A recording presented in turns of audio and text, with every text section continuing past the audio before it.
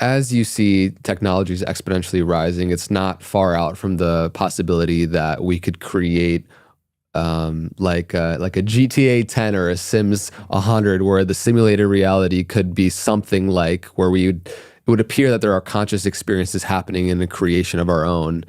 So I know we spoke to it a little bit earlier, but what do you think are the possibilities of us living in base reality, and what do you really think about simulation theory? Yeah.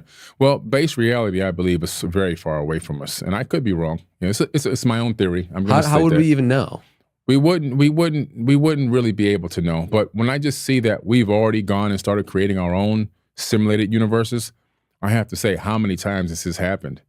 Could it be? What are the odds that we're the very, very, very, very first ones to be in this simulation? It just, to me, seems like, we may not be close to base reality, man. I mean, the odds are so small. You have a better chance of winning like 5 mega lottos or whatever they call those things, right? So I think that base reality is these nested realities, and the one obviously maybe at the very top or at the very bottom, depending on which direction you're looking, could be the very first one. And then at some point, that civilization or civilizations within that universe become sophisticated enough to try to duplicate what they're living in some medium. And for us, it's digital. We're creating a digital reality, which is what now is flourishing, and AI and everything else is in there. I think eventually it'll get to the point where we can even inject ourselves into that artificial realm. Now, right now with VR and AR, we can kind of do it, but I think there'll be this almost like an avatar experience where we really are transferring our consciousness, symbiotic linking to the reality of that realm and experiencing it as if we're really there, not like we're, here kind of walking around and bumping into walls with these funny glasses, but actually being in the full simulation, kind of like, quote unquote, God descending from the heaven into into reality. And maybe they will think we're gods in there, How does this tie in with our understanding of multiple dimensions and parallel universes? Well, the multiple dimensions exist within this one universe.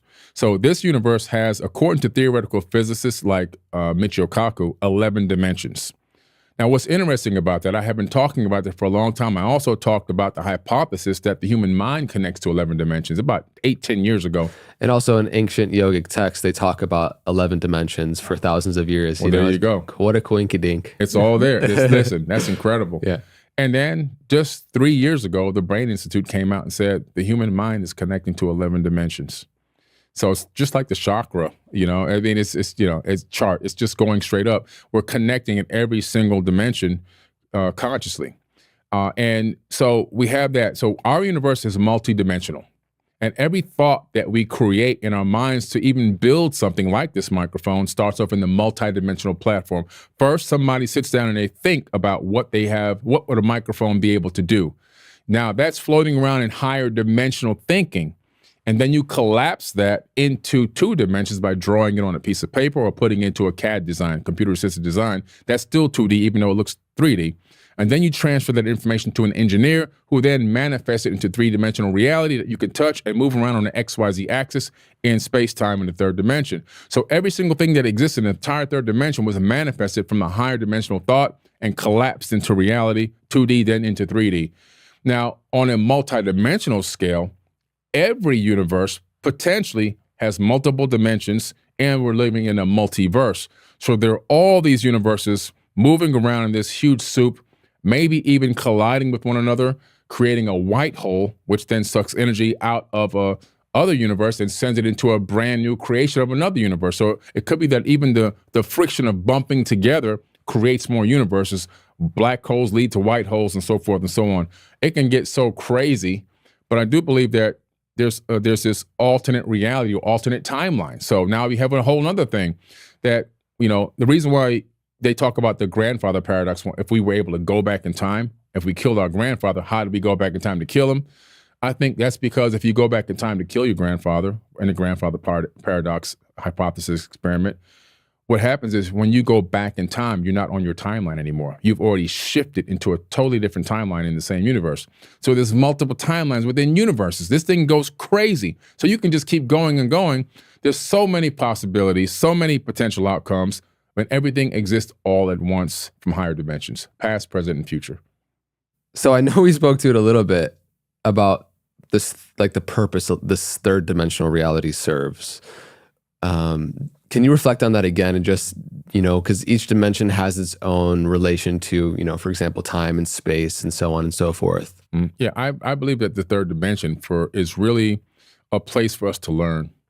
I think that we're definitely connected to our higher selves here, and our higher selves are probably living in true reality wherever that's located. But that here, it's all about the mission. And what is the mission? Not only collecting data, but also learning from experiences. How long will it take a civilization in this sector of this particular galaxy, in this universe, to become awakened enough to sustain a golden age? We've seen the rise and fall of golden ages. How many of these galaxies can achieve a golden age and actually sustain it without falling again? How many of these people can get to a certain point where they've achieved a certain level of wisdom and consciousness that can transmute even multi-dimensions, becoming an adept initiate and all these ascended masters and so forth? And I think this is a grand experiment. So when you look at it, it's like, wow, being born again, for example, right? A lot of people think that's when you go and you're giving yourself to the Lord and you're getting baptized and all of that. But I really believe that it's about being here in this third dimension and figuring out what you did wrong and understanding where you made your mistakes, looking at those mistakes, analyzing them, learning from them, and learning how not to repeat those mistakes so you can become a better person. And every day our goal is to become a better person a little bit at a time, every single day, trying to work towards perfection. Not that we can become absolutely perfect, maybe it's a possibility, but working towards that goal. But you'll see over time, those little tiny pieces of effort every single day, when you look back, you'll be able to say, wow, look where I came from a year ago, 2 weeks ago, a month ago, whatever it was. You can realize that I've grown consciously since then. I've been born again through my own spirit. I've actually learned from past mistakes. I've realized them. I've created changes in my life to make myself a better person, and I'm moving forward. And I believe that's the path that we're on. How long can it take before a certain number of people are able to realize this and move towards those different levels? I believe when a certain amount of people get to that level, it's going to spark a sustained golden age, which is the ultimate goal. I believe that is the ultimate test of the third dimension. I like the way you kind of broke down just really it's the path of purification. This is the Know Thyself podcast. We're really focused on how, first starting on an individual level, that path of purification of our mind and our body, we start to realize the true nature of who we are. And by realizing the true nature of who you are, you become the most effective steward in supporting the planet and others doing the same. Helping ultimately us all move towards a greater state of well-being, towards a golden age, like you're saying, collectively and individually. And there's that Vedic saying about truth waits for eyes unclouded by longing. And I think that we have so much conditioning and so much noise going on in our internal reality that we can't actually perceive. We have no shot at perceiving what could resemble anything even close to reality, And so just any thoughts you have on the power of knowing ourselves, the path of that purification process? Yeah. Well, there's so much power in knowing ourselves. I think a lot of people have been programmed into not knowing themselves, like you talked about, because, like I say, when you're born, you're given a name, a race, and a religion, and you spend your whole life defending a false identity. Most people have no idea who they are. Who is Billy Carson? I mean, I didn't give myself the name. Somebody gave me that name. Why is Billy Carson in this religion? Because somebody gave me that religion. Why do I have these particular beliefs and traditions? Because somebody gave them to me. From the time I was a little tiny kid, I had no say in the matter. And I had to grow up with that, and I had to then project that. I had to also defend it, and then I had to pass it on to somebody else and force it down their throats as well. So when do we break the generational curse of being programmed to not know who we truly are? I think every person's mission is also to go on their own hero's journey within to figure out who they are. What are they about? What are my passions? What do I really love?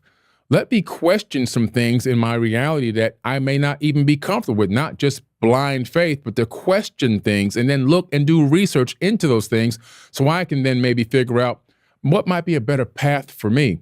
I think ultimately that will lead people into finding out their true self-value, finding out what they're passionate about, and learning how to live within their passion. When you live in your passion, then you're really getting to know yourself. You're honoring yourself, right? You are really now living within what your body is even vibrating at When you're not in your passion, everything is dark. You're always frustrated. You're always mad. You're depressed. You're angry. People are always snapping at other people. It's just bad. It's a low frequency. But when you finally dig into yourself and say, man, I really need to find out who I am and go on that hero's journey within, wow, life just changes. Everything becomes so fun. Work becomes not work. It's just part of your natural vibration, which is why I'm even here right now with you today. Yeah. Once you arrive there, you get to taste the beauty of the fruits of that labor, of that work, which at times is very hard, very challenging, a lot of death and rebirth cycles, and there's this quote from Sri Nisargadatta Maharaj, which is one of my favorite individuals. The search for reality is the most dangerous of all undertakings, for it destroys the world in which you live. And I think that oftentimes we think of the spiritual path being like rainbows, butterflies, and puppies. In reality, it's like death, rebirth, purification, and facing all the uncomfortable things that you don't want to look at so you can arrive at truth. Like, how can you arrive at truth without letting go of what's false? And sometimes that can be painful because our conditioning is so attached to it. It's like identified with it in that structure. And so as we dive into some of the more explorations around ancient history and the search for reality, I also think that it's so fascinating, like why you've garnered such a big audience, why people love your content and these kind of discussions is because, it's very intriguing to explore these possible alternative understandings about where we came from, the nature of reality. And at the same time, I just want to invite holding the paradox, being able to have the matured intellect where you can hold things, you can not existentially let it weigh on your soul, but you can see like what is really going to be a seed of transformation in how you live your life. And with that understanding, we can go explore all these things around the Emerald Tablets and ancient civilizations and everything, because they, I think, do point at very interesting things that can be helpful for us as well. But yeah, I just wanted to share that, and anything else you do before we kind of start going into this next phase of the pod. Yeah, I would just tell people, look, man, just really, really take some time to get a sheet of paper out and draw a line down the middle and write on the left side all the things that you're passionate about. Just keep thinking for about an hour or two. Good old-fashioned paper and pen, right? Or a pencil. And then on the right-hand side, organize them in the order that you would deem to be the order you would say, if I had this opportunity to do this first, I would do this first, and this second, this third. And write that list out, and then start really meditating on that list and see which things begin to resonate with you, and see which things already exist within your life that will allow you to achieve some of those things a lot quicker maybe than others. Some you may have to learn, some things you may intrinsically already know, some you may have already done as a hobby, and then find a way to find a need for those passions in the world. Research those particular things that you're passionate about doing or being involved in and see who needs that in the world. And then see how you then can provide that need to the world. And when you do that, that's a great energy exchange. You're going to feel great. And the side effect is going to be money in your bank account. I love that.